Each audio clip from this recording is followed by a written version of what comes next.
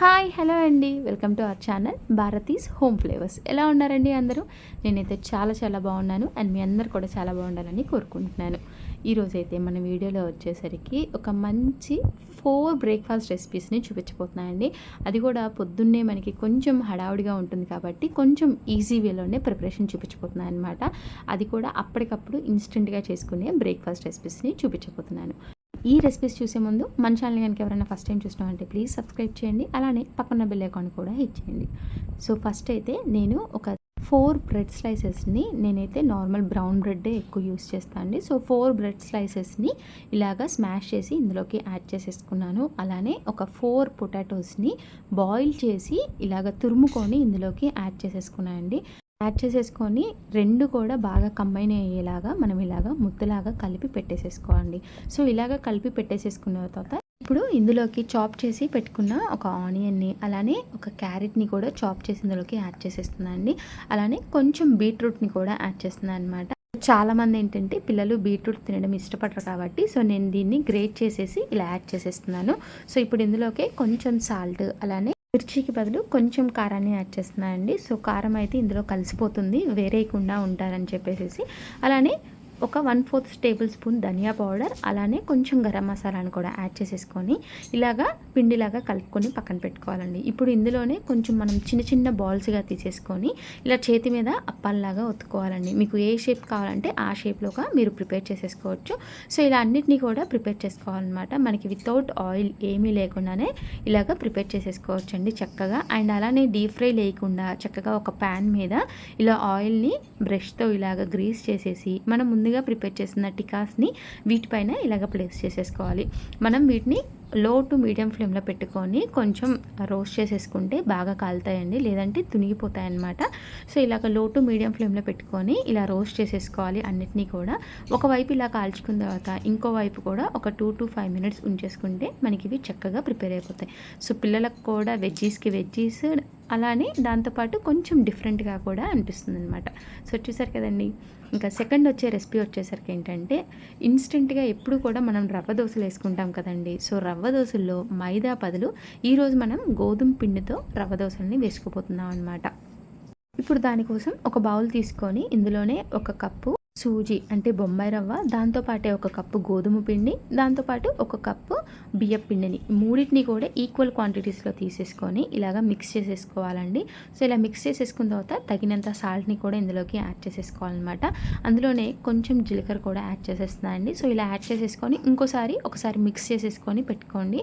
And ఇలా mix చేసేసుకున్న దానిలో ఇప్పుడు ఇందులోకి ఒక 1 లీటర్ వరకు వాటర్ పడుతుందండి. సో నేను ఇక్కడ తీసుకున్న క్వాంటిటీ పిండికి అయితే నాకు 1 లీటర్ వాటర్ అయితే ఖచ్చితంగా సరిపోతుందండి. సో ఇలా వాటర్ యాడ్ చేసుకున్న తర్వాత ఉండలుగా ఏమీ లేకుండా మొత్తం కూడా పిండిని ఇలా స్మూత్ బ్యాటర్ లాగా వచ్చే విధంగా ఇలా కలుపుకొని పెట్టుకోవాలండి. సో చూసారా, ఎక్కడ ఉండలు కూడా లేకుండా ఇలా మొత్తం కూడా ఇలా కలుపుకొని పెట్టుకోవాలన్నమాట.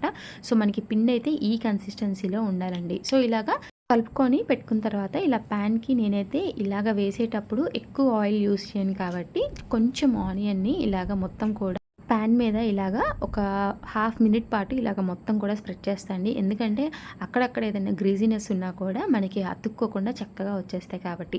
తర్వాత మనం ఒక గరిటె పిండిని ప్యాన్ మీద ఇలా స్ప్రెడ్ చేసేసి కొంచెం ఆయిల్ అప్లై చేసేసిన తర్వాత ఈ దోశ కలర్ కొంచెం బ్రౌన్ కలర్లోకి ఇలా చేంజ్ చేసిన తర్వాత మనకి చుట్టూ కూడా ఆ దోశ అలానే లేచి వస్తుందండి. కొంచెం సరౌండింగ్స్ అంతా ఏంటంటే కొంచెం పైకి లేస్తాయి అన్నమాట.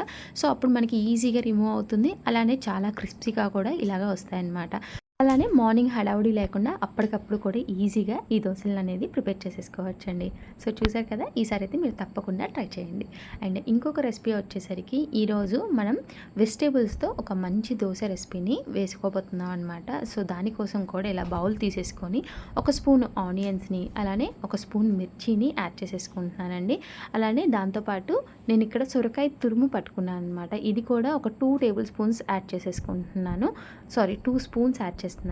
అండ్ అలానే మీకు సొరకాయ బదులు కీరా కానీ అలా కూడా ఏమైనా యాడ్ చేసుకోవచ్చండి. సో నా దగ్గర అయితే ప్రజెంట్ కీరా లేదని నేను సొరకాయ యాడ్ చేశాను అనమాట. అలానే ఒక 2 స్పూన్స్ క్యారెట్, గ్రేట్ చేసిన క్యారెట్ని కూడా ఇలా యాడ్ చేసేసుకొని లైట్గా సాల్ట్ని అప్లై చేసేసుకొని ఇలా మొత్తం కూడా మిక్స్ చేసేసుకుంటున్నాను. అలానే మీకు వెజిటేబుల్స్ ఇందులో ఏవి కావాలన్నా కూడా చక్కగా అవి యాడ్ చేసేసుకోవచ్చు.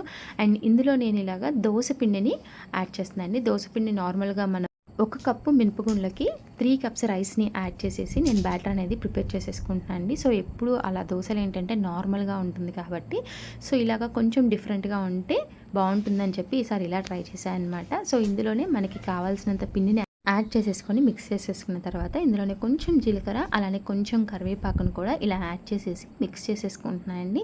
సో ఇలా మిక్స్ చేసేసుకున్న తర్వాత ప్యాన్ని కొంచెం హీట్ చేసేసుకొని ఇలాగా మనం ముందుగా ప్రిపేర్ చేసుకున్న పిండిని ఇలా యాడ్ చేసేసుకొని కొంచెం స్ప్రెడ్ చేసుకోవాలన్నమాట. అండ్ ఇవైతే మరీ అంత పల్చగా రావండి, ఎందుకంటే మనం వెజిటేబుల్స్ అన్నీ యాడ్ చేసాం కాబట్టి. ఇలా కొంచెం ఆయిల్ని అప్లై చేసుకొని ఒక మూత పెట్టి కవర్ చేసేసుకొని మనం ఇలాగా కుక్ చేసేసుకోవాలండి. సో అప్పుడు ఏంటంటే మనకి చక్కగా అతుక్కోకుండా పైన వైపు కూడా చూసారా ఇలా బబుల్స్ లాగా వచ్చి బాగా కొంచెం స్పాంజీగా వస్తుందన్నమాట. సో చాలా బాగుంటుంది. అండ్ ఇలాగా మనకి ఇలా వచ్చేసిన తర్వాత ఇంకో వైపు కూడా తిప్పుకొని ఒక 2 మినిట్స్ పాటు మనం ఇలా కుక్ చేసేసుకోవాలండి. సో ఈజీగా మనకి కుక్ అయిపోతుంది అనమాట. అండ్ వెంటనే ఇలా తీసేయకుండా కొంచెం కుక్ అయిన తర్వాత మీరు ఒక 2 to 3 మినిట్స్ ఇలాగా ఫ్లిప్ చేస్తూ ఉంటే మనకి ఎక్కువగా వెజిటేబుల్స్ అనేది కాలకుండా కొంచెం జ్యూసీగా స్పాంజీగా ఉంటుందండి. సో ఇలాగా మనకి గోల్డెన్ బ్రౌన్లోకి చేంజ్ అయిపోయిన తర్వాత మనం ఇలా దోశని ప్లేట్లోకి తీసేసుకొని సర్వ్ చేసేసుకోవాలి. సో వెజిటేబుల్ దోశని చూసారు కదండి, చాలా టేస్టీగా కూడా చాలా బాగుందన్నమాట. అండ్ ఇంకొకటి వచ్చేసరికి మనకి పెసల్లో ఎంత మంచి ప్రోటీన్ ఉంటుందో తెలుసు కదండి. పెసలు అయితే సలాడ్స్లోను గుగ్గిళ్ళగాను దోశల్లోనూ బాగా యూస్ చేసుకుంటాం కదా. సో ఇప్పుడు మనకి అలాంటి ఎప్పుడు చేసుకునే నార్మల్గా కాకుండా కొంచెం డిఫరెంట్గా ఒక రెసిపీని చూపించబోతున్నాను అనమాట. దానికోసం నేను ఇక్కడ ఒక కప్పు పెసలకి 3/4 కప్పు రైస్ని యాడ్ చేసేసి ఒక 1 అవర్ పాటు నానపెట్టుకున్నాను అండి. సో నానపెట్టుకున్న తర్వాత ఒకసారి క్లీన్ చేసేసుకొని బ్లెండర్లో యాడ్ చేసేసుకొని మనకి పప్పు మునిగే వరకు కూడా వాటర్ యాడ్ చేసేసి ఇలా బ్యాటర్ని స్మూత్ బ్యాటర్ లాగా ప్రిపేర్ చేసేసుకోవాలి. ప్రిపేర్ చేసుకున్న తర్వాత దోశ ప్యాన్ని హీట్ చేసేసుకొని మనం బ్యాటర్ని యాడ్ చేసుకొని ఇలా కొంచెం పల్చగా బాగా స్ప్రెడ్ చేసేసుకున్న తర్వాత ఇప్పుడు దీనికి కొంచెం ఆయిల్ని అప్లై చేసేసుకొని ఆయిల్ అప్లై చేసేసుకున్న తర్వాత మనం సన్నగా తరిగి పెట్టుకున్న ఉల్లిపాయ పచ్చిమిర్చిని ఇందులోకి యాడ్ చేస్తున్నాయండి. సో ఎక్కువగా కష్టపడకుండా చక్కగా చాపర్లో వేసేస్తే మనకి చాలా త్వరగా అయిపోతాయన్నమాట. సో ఇలాగా రెండింటిని యాడ్ చేసేసుకొని దీనిపైన కొంచెం పన్నీర్ని గ్రేట్ చేస్తున్నా అండి.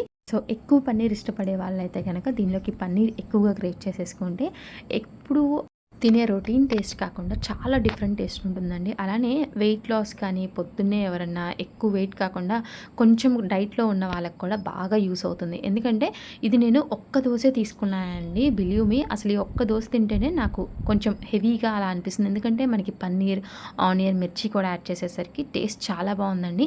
అండ్ దీనిలో ఏంటంటే కొబ్బరి చట్నీ తీసుకున్నాను అనమాట. అసలు ఎంత టేస్టీగా ఉందంటే చెప్పలేము. మీరు ట్రై చేస్తే మీకే తెలుస్తుంది. సో చూసారు కదండి మంచి రెసిపీస్ని. మీకు కనుక ఈ రెసిపీస్ నచ్చితే మీరు ట్రై చేయండి. అలానే ఒక చిన్న లైక్ చేసి మీ ఫ్రెండ్స్ అనేటోస్కి కూడా తప్పకుండా షేర్ చేయండి. Thank you for watching. Signing off మీ భారతి.